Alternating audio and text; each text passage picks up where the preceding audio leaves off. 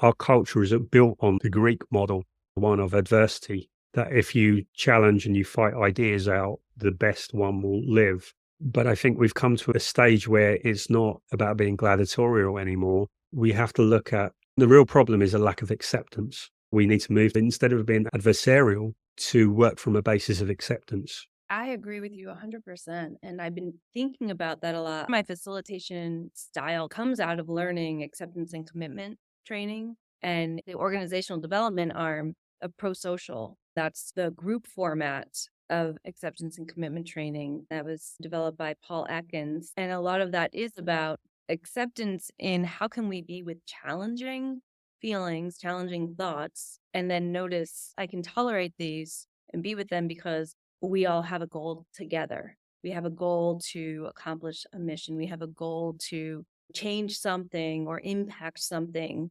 Can we together see what behaviors are causing us to not achieve that goal, where they come from, and then make choices to say, I can tolerate a little bit of discomfort or maybe not total agreement in honor of moving towards this bigger mission or goal. There has to be an element of willingness. I think about how do we build that willingness as facilitators? How do we create the space? I also have found, and I don't know if you found this, I think this is part of that mediation component, that skill that you have learned. It's sometimes about the how. People are arguing about how do we get it done? How do we get it to happen? And I think that's this Greek system that you're talking about. I have the right way instead of can we have the right way? We're not as communal as I believe not really sure totally how other cultures are fully communal because I'm all honesty, versed in very few cultures, but we're not as communal as thinking altruistically.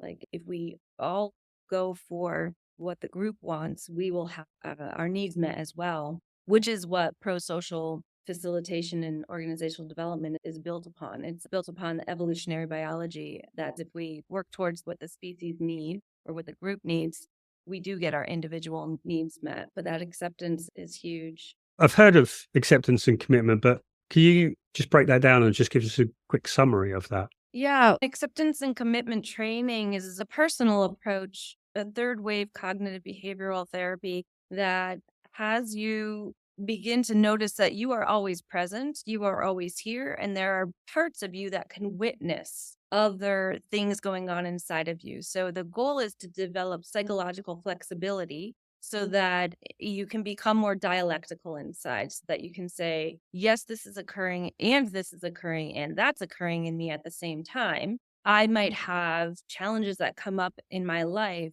and sometimes we get taken up in them. So if you have a relationship that goes in a negative direction, right, we easily can start to say, I'm not worthy, I'm not lovable, I'm pick bad people. We try to train people to say, there's a part of me that feels this way, or I'm noticing that right now, this relationship didn't work out, and I'm still all these other things this person find attractive. You also look at what makes your life meaningful, and you look at valued behaviors. So, not family values or religious values, but I really value being kind, or I really value having integrity. I really value living in a adventurous lifestyle, so that as you go along, you're looking through the lens of life towards honesty or integrity or adventure. So when choices come up for you, you can say, here's a challenging situation. How will I address this in the most honest way that I can? And sometimes it's, can I be honest with myself? And that's the challenge. That's the direction you're moving in. Sometimes it's, I'm going to be honest with this individual, or I'm going to sit back and see it in an honest manner. Now that grew into an organizational development model called pro-social. And pro-social is based off of Ellen Olstrom's work. She got a Pulitzer Prize in economics, and she looked at how do groups protect or use the commons, common grazing areas, common water rights, and what are the stages that the group has to go through, or what are the rules that the group has to have, or qualities. And it's multiple groups. So she studied an area where people were using general lands for grazing and saw, wow, they really can do this well. And she discovered 8 principles. And then David Wilson, who's an evolutionary biologist, worked with her to make those principles a little bit more understandable and generable. Can't say that word. And I'll tell you what those principles are. And then Paul Atkins said, those are great, but now we have to actually put behavioral components so people could actually do them and learn how to do them. And that is the realm that we work in. So they're very basic and simple, right? I'm not denigrating anybody's hard work, but this is us as humans. Sometimes it's right there in front of us, but it's really hard to do. So groups need shared purpose and identity and really have real conversations about what is it that we have in common and that we're doing together, and how do we hold to that so that we don't start to splinter off and come back to have fast and fair conflict resolution, to be able to have equitable benefits so that everybody in the group feels that there's fairness across who puts the efforts in, and even if somebody puts more effort in and someone puts less efforts in, as long as the benefits that they receive are equal, that's okay. There's an agreement on what are helpful behaviors for the group and what are unhelpful behaviors. Both are recognized. So helpful behaviors are not just praised, but they're modeled and mentored, and unhelpful behaviors aren't just sanctioned. You have a discussion about it and talk about why did that happen. So you just don't get thrown out of the group. You say, hey, what was going on for you? And try to help somebody begin to have helpful behaviors. But also, we all know, hey, that's not a great behavior for the group.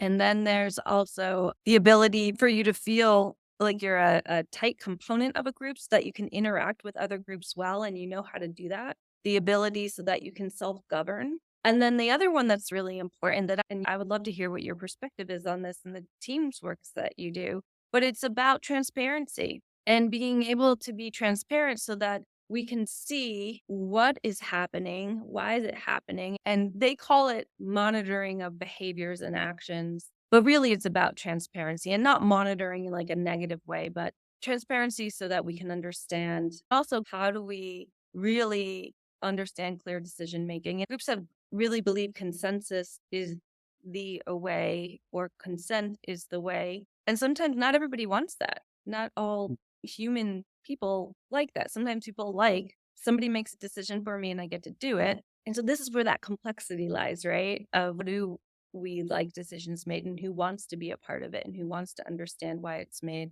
How do you get your voice in there? So having those 8 elements being really clearly defined and talked about is, as I said, sometimes they seem very simple, but they're very hard to do. And when you have a group that's been established for a long time, then it has to do with how do you bring people into that culture and with what they're bringing into the culture. And this is where that complexity that started our conversation happens, right? If generations are changing, how do we bring their needs and wants and viewpoints into a team, into the culture, so that it feels like a good fit, or that they're being seen or heard, their needs are met, that it's an adaptable organization? But again, Um, a lot about willingness and about acceptance, not like I accept it and take it, but I know that I'm going to have some discomfort here as well as comfort. And sometimes you just have to ride that out. yeah, that's quite a similar basis to my model, which is basically that relationships have a purpose, and the purpose that they have defines the context of the relationship. It's getting to that core of it. For me, the core of it is people are naturally bad at conflict. They're naturally afraid, naturally stresses them. If you can change the context so that they can cope with the conflict, then that develops the relationship, because normally relationships lose connection at the point of conflict. That's where they splinter their purpose. It's about being able to share a purpose is about a higher level of communication, which depends on a honesty and a transparency. When you don't have the transparency, it's normally because someone has a separate agenda who doesn't want to share transparently. And when you don't share, what we don't know creates rumors and gossip. And that's where you get division. And in the same way, having clear decision making, I don't think people necessarily need the decision to go their way, but they need to feel that there was a logic and a fairness I find fairness really interesting because it's probably one of the deepest human assumptions. It's where so much conflict comes from because people feel something isn't fair. And yet life isn't fair. You only have to look at life. Some child is born now in Africa in poverty, maybe with AIDS, in some conditions that they're going to really struggle for life. Someone else is born with a silver spoon in the perfect environment. So nothing in life, in nature, is fair. And I often ask, where does that belief in fairness come from? I think it's a great question. I do. I think it's a great question. I sometimes wonder if it comes from a biological drive of the species to want to be comfortable, want to right the situation that they're in. But I very much have an ecological framework, the way that I view life. I seem to always go back to what's the What's purpose that? of species and as an animal. Oh, that's not fair. I didn't get that. If I had that, then I'd survive more or I'd feel more comfortable. In compassion focused therapy, they talk about three different zones. There's the soothe zone, the drive zone, and then the threat zone. And we're really always wanting to be in the soothe zone, but most of the time we're bouncing back and forth between the threat zone and the drive zone. The drive zone is when we're functioning really well, like we're just living and doing things. I guess I always resort to that's not fair is I didn't get that. And if I had that would make me feel better and I'd survive more or I'd feel more suited. But Mm. you're absolutely correct. It is always about fairness. I'm curious, I want to go, if you mind going back to talking about the context. You had said that if you can change the context, is it of the relationship or of the conflict?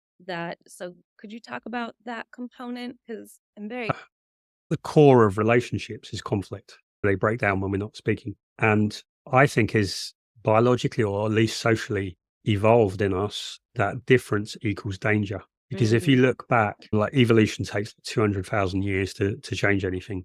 So back then, different meant a different tribe or it meant a different species. Both were life threatening. So I think when we have a difference over what strategy we're going to use or what our priorities are in the next quarter, the biology that's linked with that is the same as there's a tribe coming to invade us. There's a saber-toothed tiger that's coming in. So immediately in our makeup of the brain, it's conflict, and that conflict is life or death. But conflict now isn't life or death. Conflict is just a misunderstanding.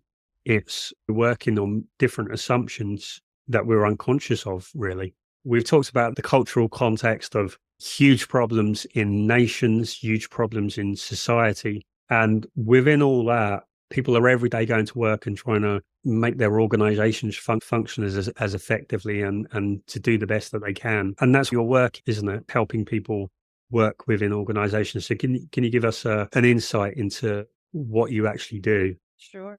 From the bigger picture, I work on culture because I do believe that if we have a culture that people feel comfortable in, that individuals thrive and the mission thrives. I mostly work with mission-driven organizations that could be nonprofit organizations, businesses that are mission-driven, not necessarily financially driven, but more mission-driven, and then government agencies, whether that's state, local, or federal agencies. And I work on three different levels because this is how I see culture. Culture is comprised of the individuals that are in there. So I do coaching with individuals. And to me, we have this term leadership, but I really call it peopleship because anyone in an organization can be a leader. I don't see it just as a title. So peopleship, then there's the team that you're working with. In larger places, we have multiple teams. But so I do work with teams to help them communicate better, to help them be effective in what they're doing. Sometimes that's a strategy element, sometimes it's communication, sometimes it's learning about each other so that they can function well. And then there's the larger organization, which in nonprofits is made up of a staff and a board. And I consider the staff and the board the organization. And so like to work with both of them at the same time to create this culture. Often I see groups that will do the board will determine culture and do strategic planning. And then there's the staff that just doesn't fit in with. So I really want to work with the whole entire group With the individuals, I have individual programming where I do executive coaching and leadership development. I run a course called the Engaged Leader Series. Then I have teamwork where I do a program called Engaged Communication, called Epic Teams, which is basically building engaged teams that are based on their engagement level, purpose, what's their impact, and then how do they communicate that back to each other and out to the larger group. In larger organizations, I do staff and board retreats, strategic planning, things of that nature. And I do a lot of coalition work, which is multiple players from different organization types, whether it's nonprofits, community groups, agencies, federal, state, or local agencies. And they're coming together around an issue, whether it is, I've done a lot of work with migratory songbird coalitions in the past few years, to substance use coalitions, local land trust coalitions where they're trying to save public lands, food coalitions where they're looking at farm to table or local agriculture. Those are more straight facilitation that I bring in design of the process so that, kind of going back to what you and I've been talking about, so that relationships, which I agree are primary, we're building good relationships. And that's what that engagement component is to me, that word of, can we engage with each other? Can we make a commitment to each other to let us take that moment to get to really know each other and to build trust, to build understanding with each other. And then from there, we do the discussions that they want, but I'm always basing it on everything that we've been talking about: relationship building, safety, understanding, the mitigation component.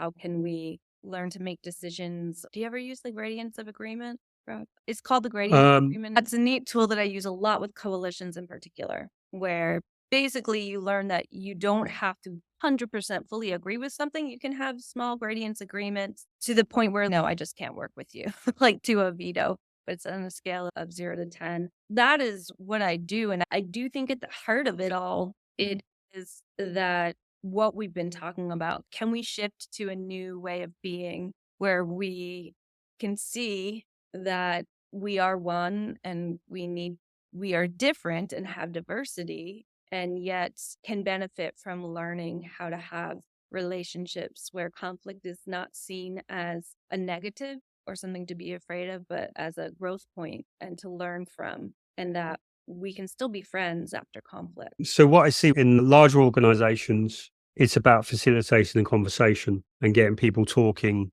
so that they can find points of agreement Right. and gradients of agreement so they can move forward to make a decision. Okay. So there is something I got sidetracked but I wanted to bring up It's because you okay. talked about it. And I think it's relevant to that, talking about the larger organizations, is you talked about the commons. I think it was when you were talking about the 8 laws from pro-social facilitation. I often come back to the tragedy of the commons. Are you familiar with the tragedy of the commons? 100%. Often what we're dealing with is the problem of human frailty, is people won't live up to what they say.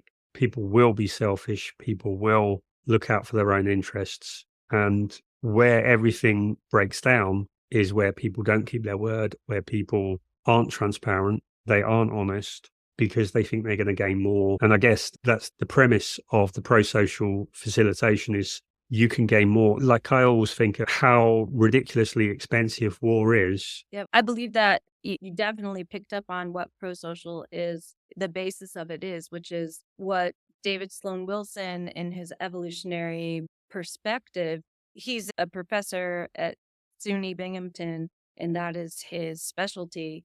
What he studies is, and has proven, is that altruistic groups can have selfish individuals in it and still be okay. But a selfish individual cannot really rule a bunch of altruistic people. It just doesn't happen because of who they are, their narcissism, their need. Pro-social also is very much based on self-determination theory, which is people want to belong, they want to feel competent, and they want to be valued. They want to be valued and seen, right? There's these 3 components. And teams or leaders can really take advantage of that I think this is that component of pro-social facilitation where acceptance and commitment training comes in to play because, and it's why I say I work with the individual, the team, and the organization, because we have to teach people something that goes against the way that we're raised, goes against the way that our human mind is built. And you talked about that, right? You talked about that part of us that is always trying to survive and feels threatened. So we go through a training process where we help people begin to go against the negativity bias and start to say, yes, I can see that negative thing happen. And can I also see the 80% of the good that's going on? Or can I see the other components? How we do this in organizations is to begin to slow down and to break down really is a cultural shift in organizations where the person is at work, right? It used to be there's the work and then there's your personal life. We bring ourselves to work. And this is what Brene Brown talks about. This is what Sheryl Sandberg talks about, leaning in. We can go on and on of lots of different people who've started to say, we bring our whole selves. Patrick Lencioni talks about it in the 5 behaviors of a dysfunctional team. So what pro-social does, and in this process, is we first start with the individual to say, can you begin to start noticing? And then can we begin to speak up, to step in? And I talk a lot about intention. People don't see your intentions, they see your behaviors. And intention is, I'm going to be scared. I'm going to be a little vulnerable. I talk about a different kind of vulnerability than Brene Brown does. I talk about vulnerability within. You're going to be vulnerable to yourself and you're going to try to push yourself and feel that if I say in this meeting my idea, or that right now this isn't feeling incredibly comfortable and here is why, I'm exposing myself. I'm doing that, potentially setting up a conflict, but I'm also building a relationship. I'm letting people know who I am. And if we don't do that, then we do get these individuals say, like, they don't necessarily always have the best relational skills. And I think this is a little bit why organizations blow up, because we need this balance. We need someone who knows how to do that. And that's why I talk about peopleship and not leadership, because it's every single one of us in the group. I just worked with a group going on for 35 years, and they have had a lot of transition in the past 4 years. The only way, I basically said, that you're going to get through this is for each and every one of you to step up and to step out in intention to say, this is how I'm going to help you. This is how we're going to do this together. This is the culture that I want. And that's the culture they named what they want. And it is a culture of relationship and support and what it looks like. A lot of the times, the problem of societies is that we have a minority and it's a small minority. So when you look at, there's certain people that just aren't capable of being pro-social, just aren't capable of being healthy members of society. When you look at 1% of the population are psychopaths, 2% are psychotic, and 4 to 7% are narcissistic. And these are people that are broken and unable to maintain and sustain relationships. We've had a history where those people have over-indexed. When you look at when we've been a conquering society, we wanted psychopaths. We wanted those people that were so driven for glory, that's so driven for attention and needing to be adulated. They've over-indexed in leadership, in politics. So we have a culture that's been damaged because of that. Often the problem of working in groups is that we have good people, but they don't know how to navigate around that, because good people treat everyone, bad people treat people badly. And so there's an unfairness in the way that they work. A lot of organizations and a lot of things that we put in place don't work when they meet that, because those people won't be transparent, because they don't want everyone to see the machinations that are going on underneath the surface. And so I think what you're doing is teaching people how to navigate around those people so that those people aren't the ones dictating, because often the unfairness of the group means that those people get to dictate and they know how to manipulate. A lot of the problems currently in that we can't have an honest conversation because you'll get cancelled. And that way silences people from having that conversation. What we need in organizations and in society is to have that conversation. So yeah, that's my read on what you're doing. Oh, Rob, I really love how you say, and it's true that these individuals who don't necessarily follow the social norms or have good in their, well, that have the social skills that the rest of us see as good, they don't. I agree with you. And it's interesting because it's like they don't see the bounds. They see ways around things. They don't even see the normal rules of what feels right or wrong. And it's very true that people who feel sensitivity to others don't want to be seen also as rude by putting that person in their quote unquote place. And most likely it's because that person is very unmanageable in the conversation. Will go in lots of different ways that feels harsh, that feels painful. And really, it is a challenging thing. And that's why I don't know if you get this, there's always the request of how do I deal with difficult conversations, or how do you pull someone in that's unruly or that keeps going? I get that request as a facilitator often. It also comes in like the Dunning-Kruger principle and imposter syndrome, where the people who know the least will shout the most. Well, I think also, Rob, that has to do with what we were started this conversation about. I think where my mind has been really digesting into the different levels of culture. I think people in organizations feel like that. They've had leader after leader, broken promise after broken promise. And that is the context in which we're operating in. I think in organizations that we see it in how resistant people are to new changes. There's constantly some new change, and people are like, oh, I've heard it all before and I don't want to change. And so that's the context that leaders are operating within. So I'm interested in, how do you help leaders navigate into that? Is it for new leaders or is it existing leaders? It is for new leaders, existing leaders, people that want to become a leader. Many of the people take it who are, the way that I define leader is that you're out there helping to organize a group of people. So sometimes there's individuals who are running a program that are going out into the community speaking. So anyone who's taking action on something, working to gather people to have an impact and to move. The majority of people that take it, I noticed, were people that are in middle management that are not necessarily the executive director or the top leader. But I do have, seems like there's always two or three in a cohort. I try to keep the cohorts small and run them often so that we really can have good, intimate conversations. I do love skill building. What are the skills that you focus mostly on? The skills that we focus on are really about how to have conversations that are meaningful and that are deep, or that deal with the conflictual area that you're talking about.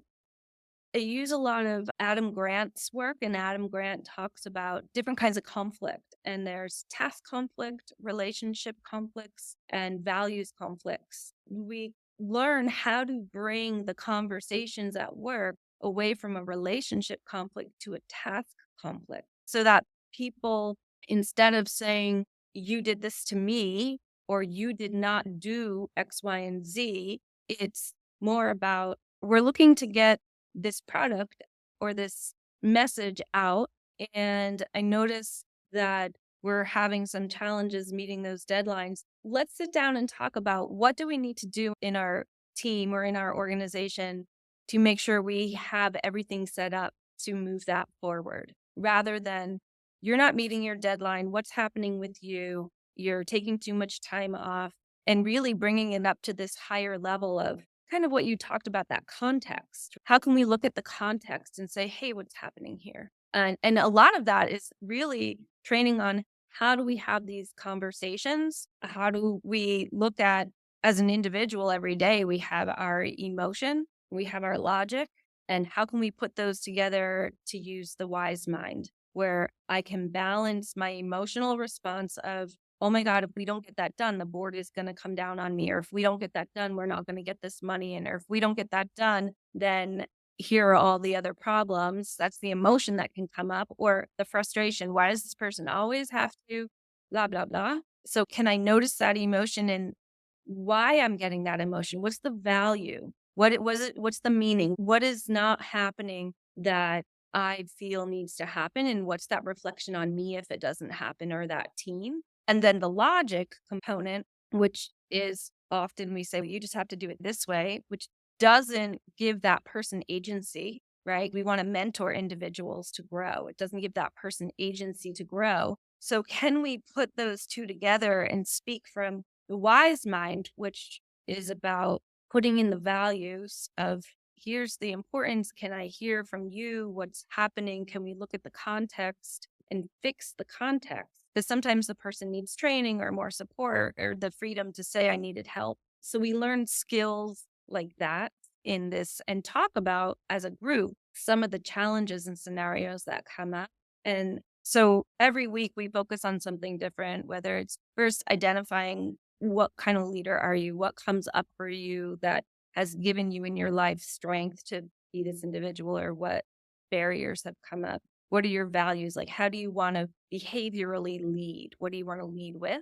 And values are always shifting and changing. And so I talk about that and teach people how we play with those. We look at the role of emotional intelligence, the role of mindset, and how mindset is very important for you internally to set that with your group. We look at the art of mentoring and what is mentoring nowadays. How can you be a mentor? And we also create a map of your engaged leader style. And you start with what's your driving purpose in the center, and then begin to look at a variety of different components. What is your best self? We all have our yin yang, our light dark, and what is our dark side telling us? What's our light side telling us? So, really creating a whole person perspective as a leader with the goal of also creating a culture that reflects the organization that you're in. It's interesting when I ask people, why do you want to take this?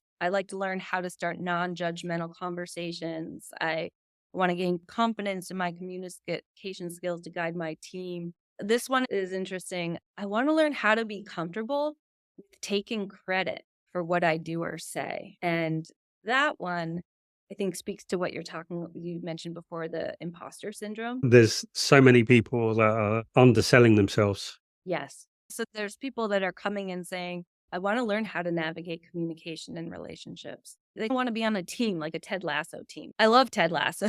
As a person that works on teams and training, there's just so many components of that that are really helpful to seeing models of how people can learn to get through difficulty and stay together with a shared purpose and shared identity. They have it easy. Football is life. So they have a lot of confines that help build teams, right? They have a uniform.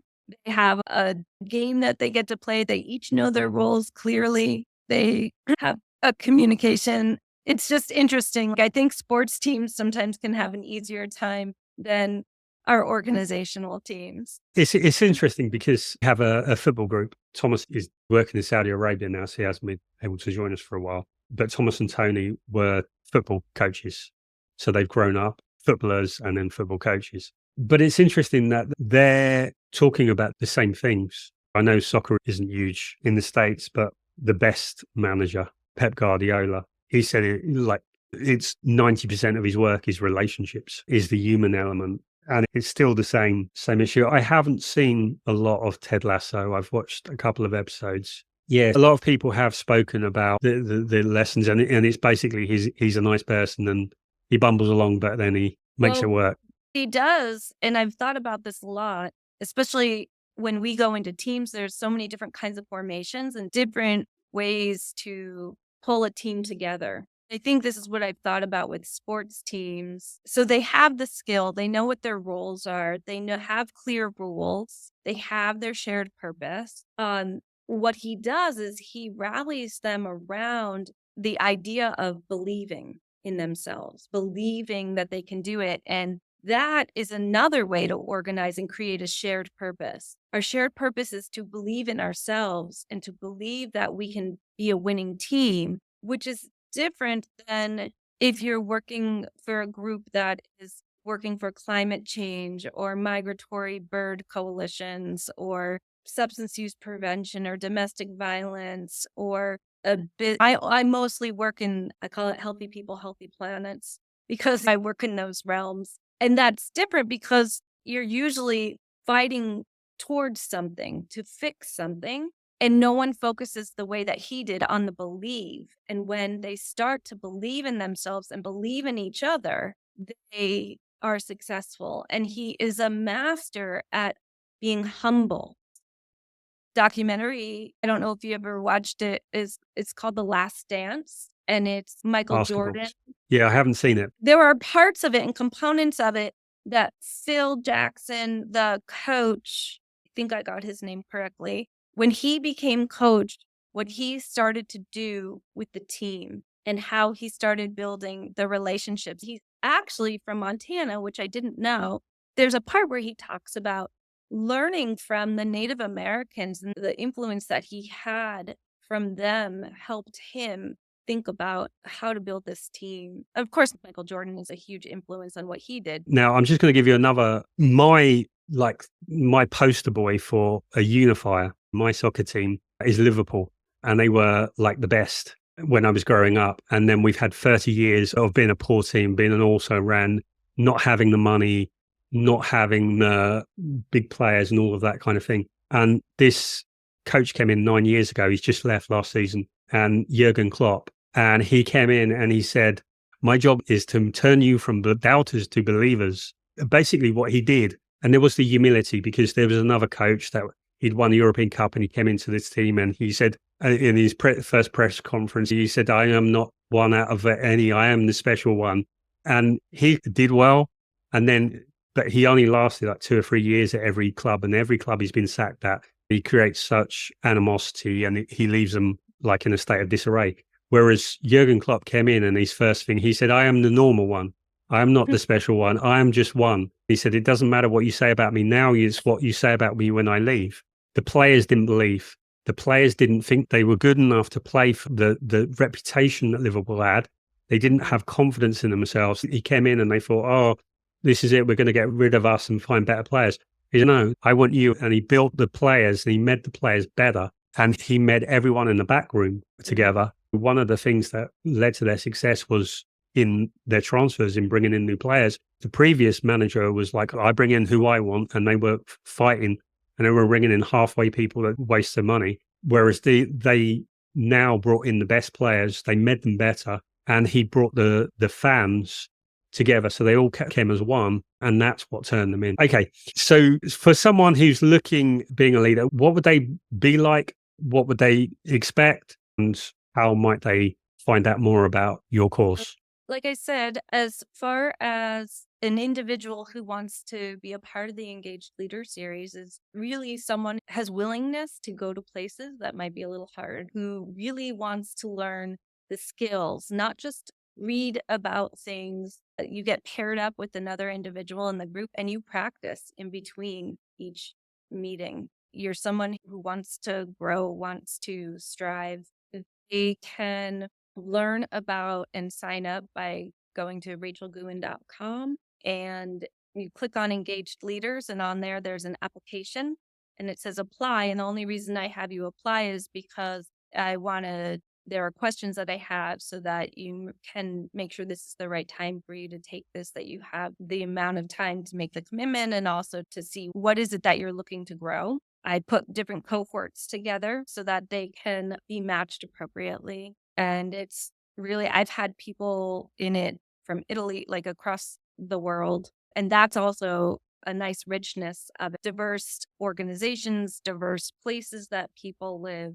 And it just seems to be a real growth experience for everyone. Mm-hmm. Yep. Um, I'll, It's 6 weeks minute sessions, and then you also get one-on-one coaching with me. And in between, I'm also available. I've had people write to me and say, I just had this interaction with the supervisee, I'm not quite sure how to handle it. And then I'll just hop on a call and we'll discuss it and pull on skills that we're learning in class to help you navigate that situation. And so that's a nice thing too. It's like for 6 weeks there for you. once people who've been through it, what typically is the result that they get the outcome for them? Yeah, the result and the outcome. They said, yeah, I have these right here, actually.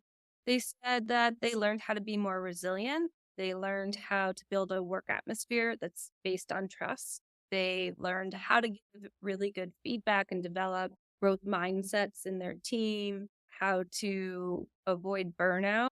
They have learned how just a lot about themselves as a leader and their work style.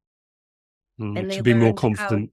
they learned confidence, they learned how to, as I said before, how to really raise the level of conversation so that it was more about tasks and not like a person to person negative conversation. And that really helped transform the way Okay, the team was working. it sounds great. Okay, so I'll put the links in for that. But thank you for the Thank you, Rob. It's so wonderful.